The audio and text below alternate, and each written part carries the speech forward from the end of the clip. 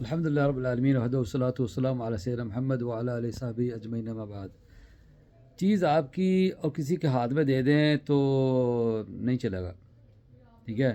دکان اگر آپ کی ہے تو آپ کسی کے ہاتھ میں دے دیں تو کیا چلے گی؟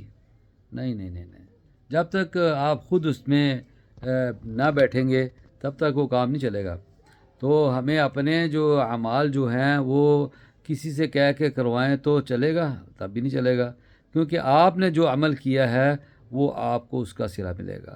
لیکن ہم نے بہت ساری چیزیں ایسے مولویوں کو دے دی ہیں کہ مولوی صاحب جناب اللہ کر لیں گے تو ہمیں مل جائے گا، نہیں۔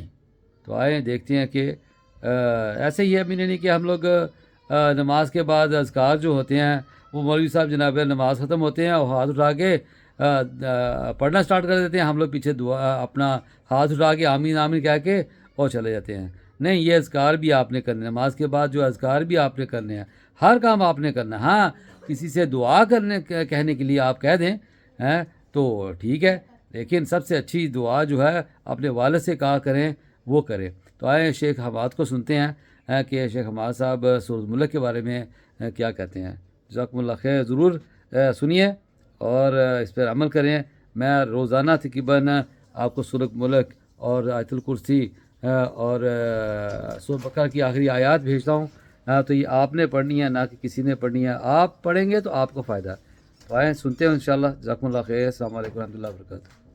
سورہ ملک دیکھیں، سورہ ملک تو پڑھنی ہے، اگر خود زندگی میں پڑھی ہوگی تو وہ عذاب قبر سے بچائے گی، کسی کے پڑھنے سے نہیں عذاب قبر سے بچاتی۔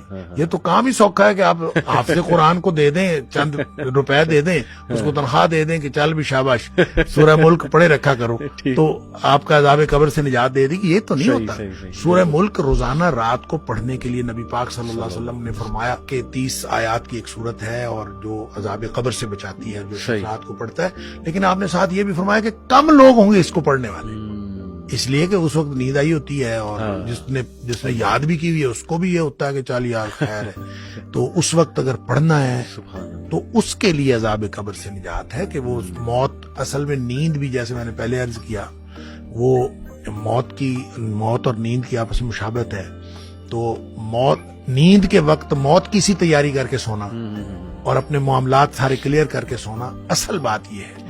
3 دفعہ استغفار پڑھیں آپ، آیت الکرسی پڑھیں آپ، جو دعائیں نبی پاک صلی اللہ علیہ وسلم بتائیں وہ پڑھیں، سورہ ملک پڑھیں، پھر آپ سوئیں، تاکہ ساری ہر طرح کی چیزیں جو ہیں آپ نے سمجھیں آپ اپنی طرف سے مر رہے ہیں، اور مرتے وقت جس طرح کی یعنی معافی کی ضرورت ہے اللہ سے مانگنے کی، اس طرح کی معافی مانگ کے سوئیں۔